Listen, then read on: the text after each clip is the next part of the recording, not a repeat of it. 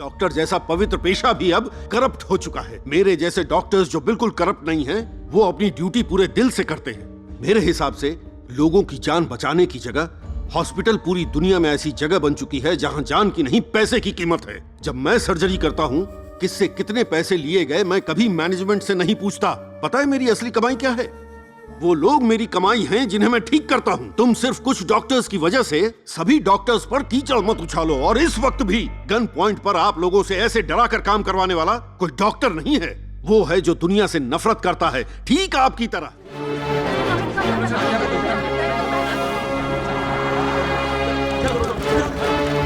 अब वो खबर जिसने पूरे देश में सनसनी मचा दी।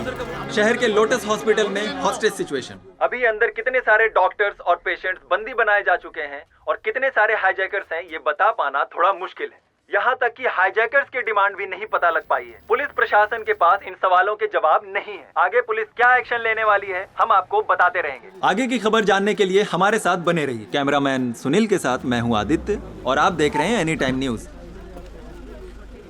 जय Hind sir. Good morning sir. Good morning. Well done mister Mukesh.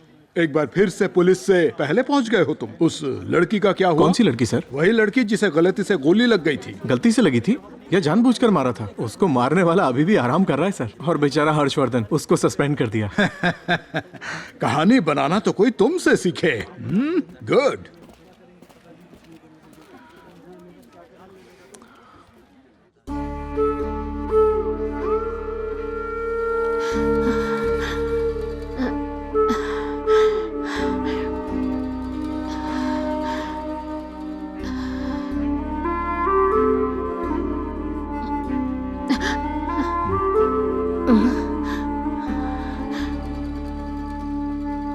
अच्छा ये बताइए कि अगर मुझे यहाँ से वहाँ जाना हो तो? कैसे हो राणा? सर चल क्या रहा है? कोई टेररिस्ट ग्रुप है क्या? ग्रुप नहीं है सर, अकेला आदमी है, अपना हर्षवर्धन है। ओह, जिसे सस्पेंड किया था वही हर्षवर्धन। उसकी डिमांड क्या है? अभी नहीं पता। तो पहले वो पता करो। बिना वो जाने यहाँ टाइम पास क्यों कर रहे हो? तुम्हें यकीन है वो अकेला है? जी sir.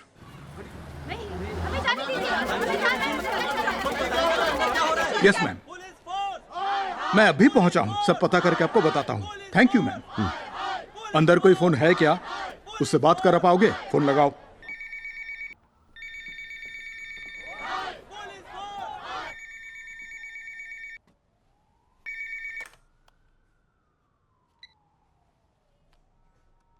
Hello, I am Sukumar Narayan, इस शहर का police commissioner. Am I speaking to Mr. Harshvardhan? जी सर, मैं हर्षवर्धन बोल रहा हूँ। Thank you so much. Thanks किस लिए? सर वो पहली बार किसी सीनियर पुलिस अफसर ने अपने जूनियर पुलिस अफसर को मिस्टर कहकर बुलाया। तुम्हें लगता है तुम अभी भी पुलिस ऑफिसर हो? हाँ, सुन के अच्छा लगा। मुझे लगा तुम टेररिस्ट बन गए हो। सॉरी सर, पर इस वक्त भी मैं खुद को एक पुलिस अफसर ही मान रहा हूँ। आप चाहे तो मुझे टेररिस्ट, एक्सट्रीमिस्ट, जो चाहे बुला सकते हैं, पर असल में मैं हूं एक आम इंसान, कॉमन मैन।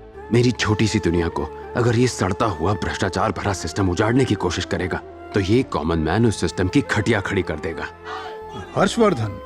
जी सर, कहिए ना।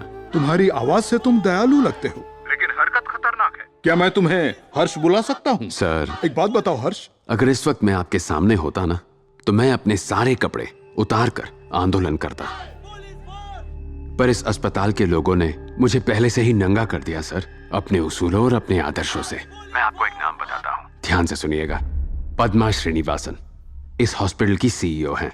उनसे मिलकर बात कीजिए और उनसे कहिए मेरे बेटे का नाम उस लिस्ट पर आ जाना चाहिए। मैं आपको आधा घंटा दे रहा हूँ। Okay, thanks.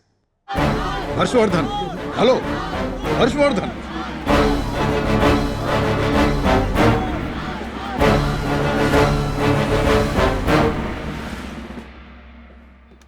सर यहाँ सिचुएशन बहुत क्रिटिकल है। ऐसे में हेल्थ मिनिस्टर को यहाँ रखना बहुत बड़ी बेवकूफी हो जाएगी। उन्हें जल्दी से शिफ्ट करना होगा। जी सर।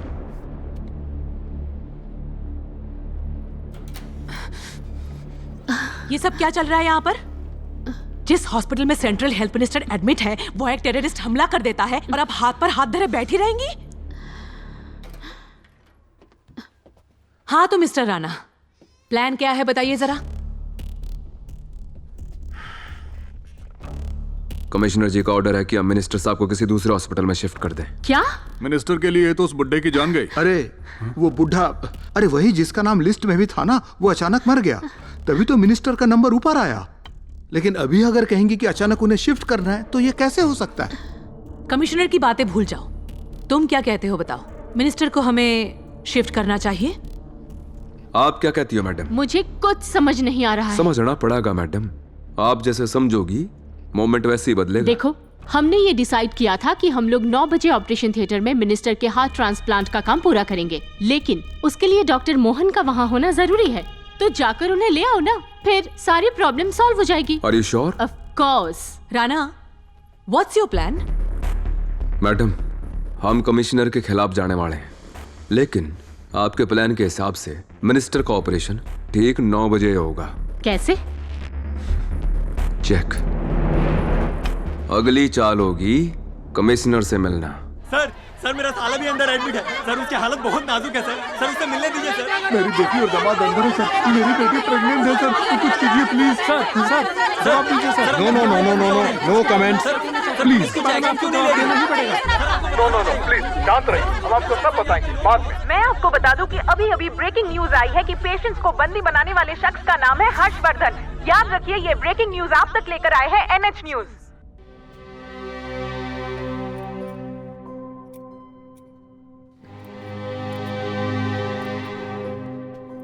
पांच साल का था जब वो पहली बार बेहोश हुआ था और मैं उसे हॉस्पिटल ले गया था। डॉक्टर्स ने उसे देखा और बस 3 महीने की दवाइयां दे दी। उन्होंने कुछ क्यों नहीं बताया डॉक्टर? मैं कुछ कहूं? क्योंकि ज्यादातर डॉक्टर्स एक नंबर के बेईमान होते हैं। सॉरी डॉक्टर, सारे नहीं, लेकिन 10 में से 8। मेरे एरिया में तो हॉस्पिटल ही नहीं है, इसीलिए यहां इलाज के नाम पे ये लोग धंधा चलाते हैं। अपनी बकवास बंद करोगे?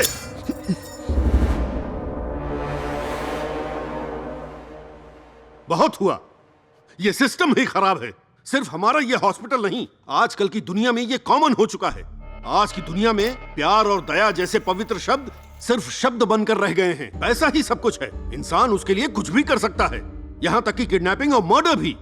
डॉक्टर जैसा पवित्र पेशा भी अब करप्ट हो चुका है। मेरे जैसे डॉक्टर्स जो बिल्कुल करप्ट नहीं हैं, वो अपनी ड्यूटी पूरे दिल से करते हैं। मेरे हिसाब से लोगों की जान बचाने की जगह हॉस्पिटल पूरी दुनिया में ऐसी जगह बन चुकी है जहां जान की नहीं पैसे की कीमत है। जब मैं सर्जरी करता हूं, किससे कितने पैसे लिए गए मैं कभी मैनेजमेंट से नहीं पूछता।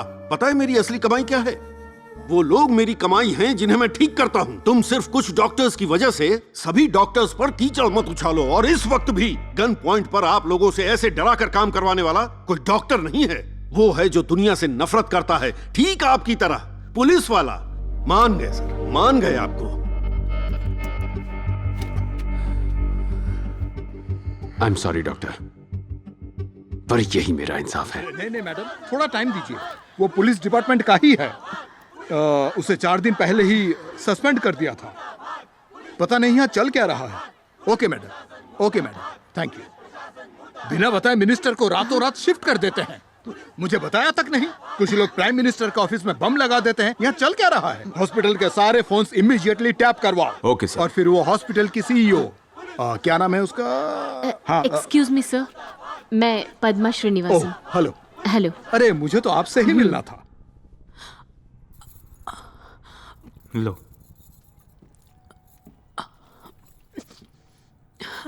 कुछ खा लो। मुझसे बर्दाश्त नहीं हो रहा है सिल्वा। बस थोड़ी देर, सब ठीक हो जाएगा। सीमा, पहला बच्चा है क्या? हाँ डॉक्टर। बेटा या बेटी, क्या चाहते हो? जो भी हो, बस हेल्दी हो चाचा। शादी के 6 साल बाद आ रहा है हमारा बच्चा। हम माँ बाप बनने वाले, हम इसी से खुश है। सर, इनका दर्द बढ़ता ही जा रहा है, अंदर जाकर चेकअप कर ले क्या? ठीक है सर, अगर आप किसी को रिहा कर रहे हैं तो प्लीज मेरी बीवी को जाने दीजिए, उसे बहुत दर्द हो रहा है। और कुछ? सिर्फ तेरी बीवी क्यों? जाएंगे तो सब साथ जाएंगे। लड़के, तमीज नहीं है क्या? उसकी हालत देख रहा है। देख लिया, अब क्या?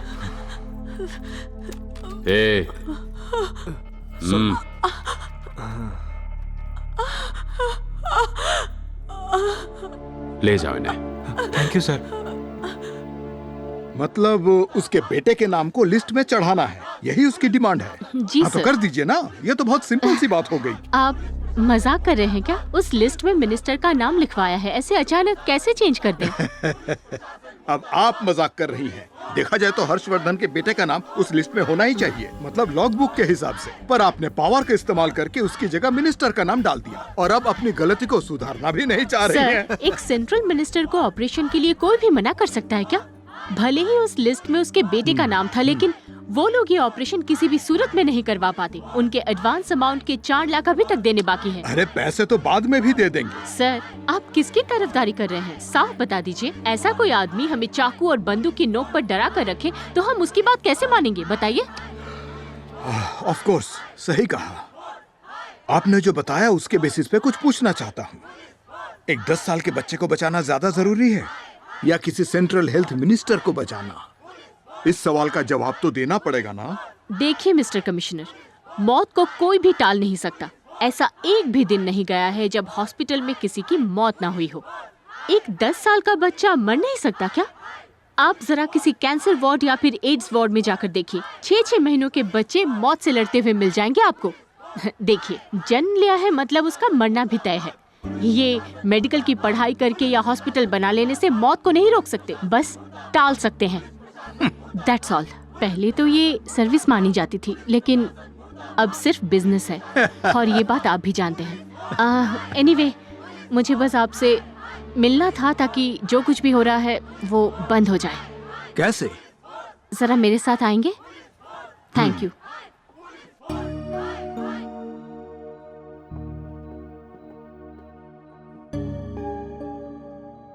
जब किसी माँ को बच्चे के लिए तड़पता देखती हूँ तो मुझे भी बहुत दुख होता है, पर कर ही क्या सकते हैं। सही है, इसी की उम्र जितनी एक बच्ची है ना, आपने जिसे गोद लिया है। हाँ?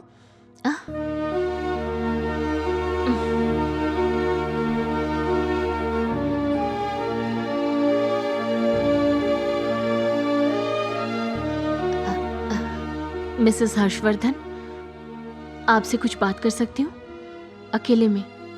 नहीं, सब ठीक है, आइए ना, प्लीज आइए।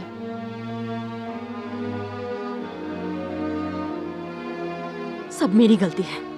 जब लिस्ट में प्रभास की जगह उस मिनिस्टर का नाम देखा तो मैंने हर्ष से बहुत गुस्से में बात की। मैं उस पर चिल्लाई भी थी, लेकिन ये कैसे? वैसे हर्षवर्धन का स्वभाव कैसा है? क्या वो गुस्सैल है? बिल्कुल नहीं। आजकल हर्ष जैसा इंसान मुश्किल से मिलता है। बहुत दयालु है, बल्कि मुझे ज्यादा गुस्सा आता है। वो किसी को मारने की सोच भी नहीं सकता। वो तो पुलिस की नौकरी भी छोड़ने की सोच रहा है। उसके पास जो गन है उसमें 8 गोलियां हैं और उसे वो चलाएगा भी। अगर ऐसा ही चलता रहा तो ना सिर्फ उसे बल्कि अब सबको भी दिक्कत होगी। आप धमकी दे रहे हैं सर? हमारी जिंदगी में कुछ और खोने को अब बाकी नहीं है सर। आप अगर उसके खिलाफ गए तो मैं भी 1 इंच पीछे नहीं हटूंगी। मैं हमेशा उन्हें सपोर्ट करूंगी, चाहे वो जो भी करे। I am sorry. Mrs Harshvardhan, hospital admin ने ये फैसला किया है कि लिस्ट में उसका नाम डाला जाएगा, और तो और सर्जरी का पूरा खर्चा भी हम लोग ही देंगे। अरे कोई बात नहीं, इट्स ओके, डोंट वरी।